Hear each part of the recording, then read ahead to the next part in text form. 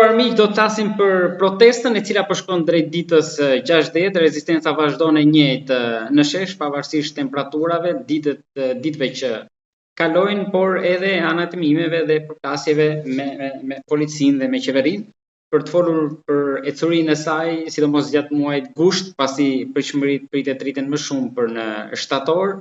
Kam të ftuar sot zotin Bagi Goxha, i cili për gjithë ju është i njohur për para protestës për ndalimin nga ushtria izraelite, është njeriu që aktivisti që ka organizuar dhe protestën e parë në Tiranë pro Palestinës dhe Gazës për atë që po ndodh atje për të sensibilizuar qytetarët. Bagi, përshëndetje dhe faleminderit. Faleminderit ju. Jo vetëm për Gazën, por keni qenë edhe jeni në shesh edhe për protestën që vazhdon tani, që nisi për Zvërnecin. Me sa unë mbaj mend, ju keni qenë edhe ditën e parë në Zvërnec, në momentin që u tërhoq njëri pra nga protestuesit atje e Zvar, që lindi më pas që stolli dhe gjithatë që ne jemi duke përjetuar edhe tani. Nga fillimi dhe deri tani, e kishit menduar që do arrinte deri këtu? Sepse ne shqiptarët jemi çik paduruar, e duam atë suksesin për një herë. Asnjë shqiptar nuk kishte menduar pra që të ngrihet Shqipëria në tonë për 60 ditë, ishte e pa imagjinueshme për çdo aktivist dhe për çdo shqiptar. Ne që kemi organizuar protesta më herët, e dim se vështirë është të ndjerësh një vit të kërkojnë drejt me tyre. Dhe sigurisht që është e mrekullueshme që jemi këtu ku jemi.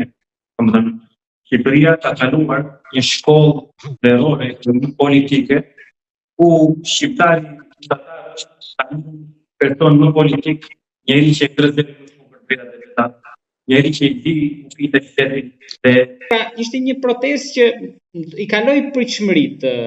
Nuk mendoni që do shkonte saç është tani 2 muaj dhe që po vazhdon me të njëjtin ritëm sipas gjitha gjasave të gushtit për të kapur shtatorin?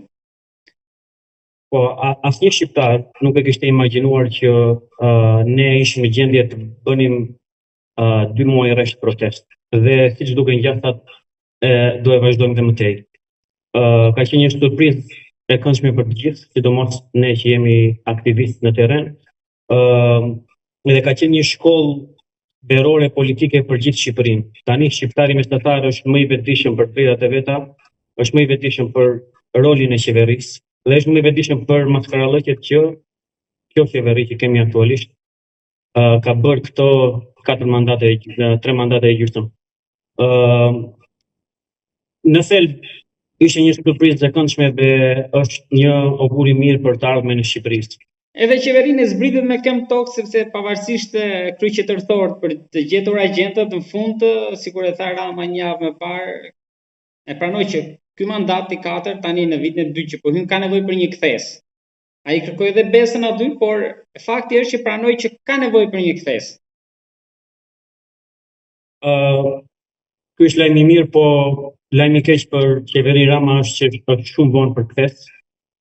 Qeveria Rama tashmë është delegitimuar komplet. Kasta në pushtet është shtresa më e urryer në shoqërinë shqiptare dhe akti i vetëm politik që ata mund të bëjnë në këtë moment është dorëheqja dhe rreqja nga politika tërësisht. Me dëshirën, me atë shpresën që drejtësia nuk do ju vihet nga pas. Edhe pse shumica prej tyre janë njerëz që meritojnë të kenë emrat e tyre në dosjet hetimore të drejtësisë shqiptare.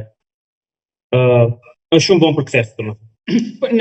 Në atë manifestin që Rama shpërndau, nuk ishte vetëm kjo pjesa e kthesës që ai kërkonte, por duket sikur mund të interpretohet edhe si tërheqje fakti që tha që brenda 90 ditëve do diskutohet edhe një herë, do dëgjohen shoqëria, gjithë ata që preken për investimin në Zvërnec. Ju mendoni që kjo është fasadë për të sfumuar këtë vrull, pra që do të dëgjohet populli, qytetarët, apo ndoshta vendimi është marrë dhe është e dukshme që është fasadë.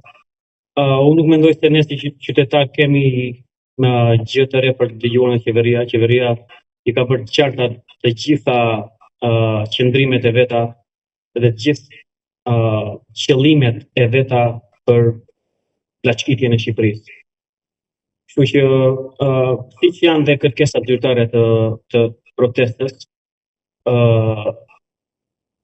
ajo që prit nga qeveria është të shkërmoqet një ditë më parë. Nuk ka më, domethënë, me gjithë përpjekjet e Ramës dhe të shkurët vet, nuk ka më asnjë shpresë që ata të vazhdojnë të jenë në pushtet me blerje të lehta të tipit do ndryshojmë, do ju dëgjojmë, me qasje manipuluese politike.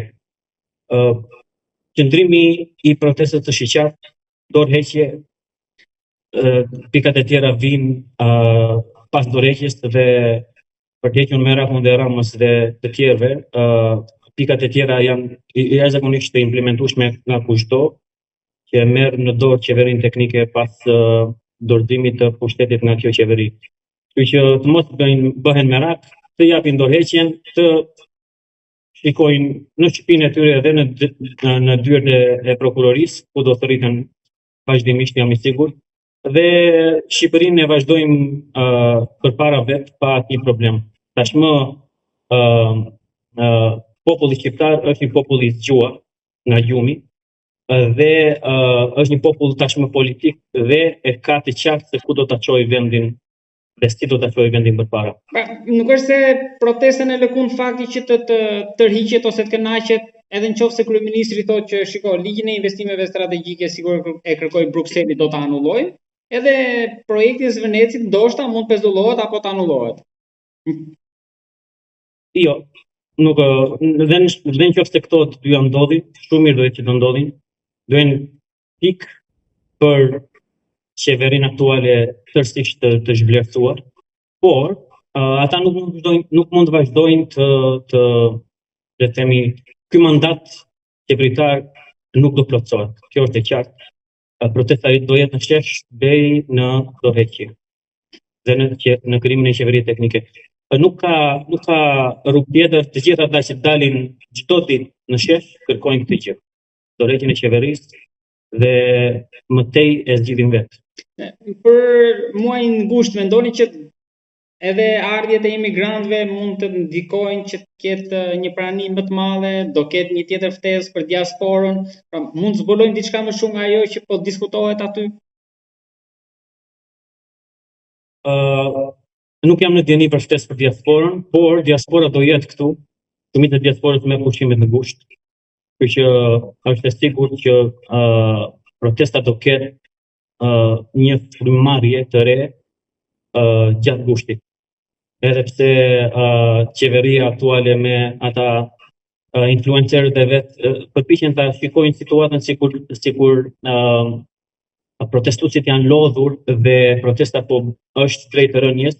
Protesta ka ngritje ulje, por thelbi, baza është gjithmonë shesh, protesta vazhdon me një kërkesa dhe do vazhdojë e tillë. Është shumë pozitive që para kemi gushtin, e cila unë pres që të jap një frymëmarrje të re protestës dhe një zë të ri nga diaspora. Por pastaj vjen shtatori, vijnë studentët, rikthehet jeta, rikthehet puna dhe protesta do vazhdojë me të njëjtin ritëm, me të njëjtat kërkesa. Pak ditë më parë pati një mbledhje edhe për një kuvent. Ju si mendoni, duhet kanalizohet kjo protestë në